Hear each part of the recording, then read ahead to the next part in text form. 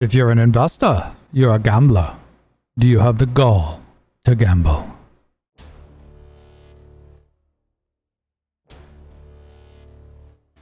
Hey guys, welcome back to Fort Mort. Let's do it again, Battalion. Let's get this on. So, talking about characters to invest in, but not too much. Now, keep in mind when I talk about in these videos, these are typically from the starting way up. There are certain characters on this list and many other lists that eventually you do need to take to Relic. But it's starting out, before you actually bring them to a Relic level, A, they should either have the supporting cast to go with them, or B, be needed to get a legendary or a GL or whatever the case may be. So I'm talking about early on, right off the bat, Newt Gunray, really easy to get out of the stores. Good character, very good kit. Confusing for many people, but his leadership is good, his support is good. You put him under a GG, it makes the GG team super annoying. People don't understand how quick and annoying it makes it. The extortion is so freaking annoying. Eventually he is needed for bigger characters. I can't remember offhand who it is, but I think it's Lord Vader maybe. But point being, right off the bat, my guy's only sitting at gear 9 right now, and he does dirty work. Gideon, here's another character. You can only get him so fast at gear 8, where I got him sitting right now. So I think mine's sitting at like 265. Because I have fair mods. I don't have the greatest mods, but he has got turn meter removal and armor shred that is amazing if you can protect him and not allow somebody to take him down. And somebody on this list will do that as well. But he's a really good character. He's got a really good kit. Don't have to overinvest in him right off the bat until you're eligible to surround him with Piet and different characters. Grief Karga, here's another one I got at gear 8. I put him with the Bounty Hunters with Bosk, taking out many high teams. His heal is all in. I'm still contemplating because I'm hoarding Zetas, bring them in cold. I really like this Zeta because it is an all-in Zeta. It says plus 20% more damage, but really what that is, if you look at it right here, allies with payouts active deal 10% more damage. But if you put the Zeta on, it takes it to 30%. So it's not just 30% for him, it's for the entire team. So once I go out of horde mode, this is one of the first guys I'm going to do it with. But he's got a really good kit, really good character. And he may be even better soon with the new Scoundrels coming out. We shall see.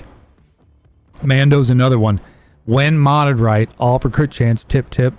Early on, it changes when he gets into Relic level what he needs because his mastery is a little bit different. But I mod him strictly for crit chance.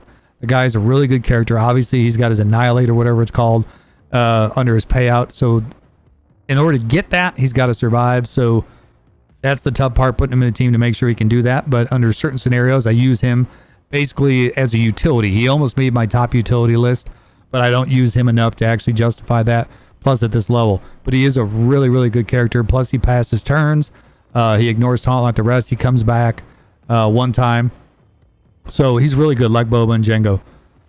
Shore Trooper. This is one of my favorite characters. I love this guy. He's only gear 10, but he's got the ship. He's got the TIE Reaper, which a lot of people don't have. I shipped harder, so I do have it. But his regroup not only heals, but it also taunts. And he is also a pre-taunt to go with that. Really underrated character, in my opinion. Really good for keeping characters alive, aka Gideon, when they're lower level. So he's a really cool character that comes with a ship. Another character that's a pre-taunt that's important that I think gets over-geared as well is Sith Empire Trooper. People are chasing the DR meta or whatever you want to call it. My set is still sitting only at gear 10. He's a pre-taunt. That's all I need him to do. Take them initial hits. The rest of my team will do the work. So that's up to you how you want to run your roster, but that's the way I do it. And then we'll go back here to a few other key characters that I utilize to take down teams that I probably shouldn't be taking down. L3 is another one. This is with the Scoundrel changes, I think L3 is going to become even more important. She's so annoying. Got the pre-taunt. Obviously, unless she's under Scoundrels that can handle prepared, she doesn't really do any good from that standpoint. But the pre-taunt again, and she is thick. Such a good character. These last 4 characters are basically resistance based. I hate the resistance faction. I always have.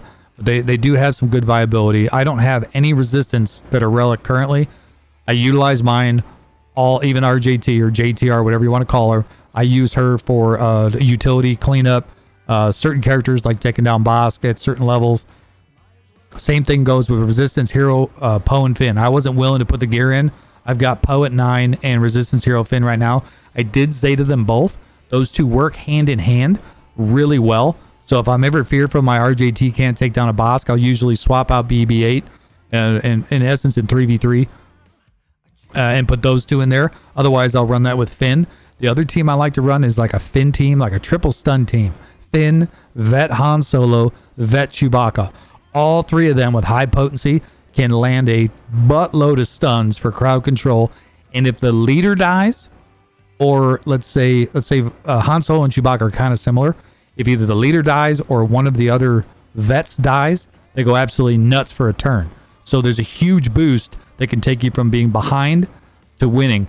And the stun is crowd control. Remember, crowd control is clutch. It's key. But these are some of the characters that I invested in, but I didn't overinvest. You can see 12. I recently brought up L3 to 12, which is probably a bit of an overinvestment. But with the scoundrels, I'm kind of gambling. Veteran Han Solo I brought up, obviously, for Slacker. I had no choice but to bring him up. You can see all these characters I utilize somewhere, somehow, but I don't use them every GAC. I don't use them in any TB, anything along that line. So I should take that back. Car Guy do use in some TBs, Short Trooper maybe. But for the most part, these characters, outside of maybe Newt, I could see investing more in for TBs and such. But all of these characters right here I didn't invest in, and it's paying off. And they're just good enough to do work for me, and they can do it for you as well. So it depends on where you are in your roster, what GP level you are, but take what you want, take what you will, run with it. In the meantime, you guys know where to find me here, over there, and also don't forget, we're trying to get to 1,000. I appreciate you guys. Video after video, pounding them out as soon as I can. 1 battalion strong. See you guys. Shut up and sit down.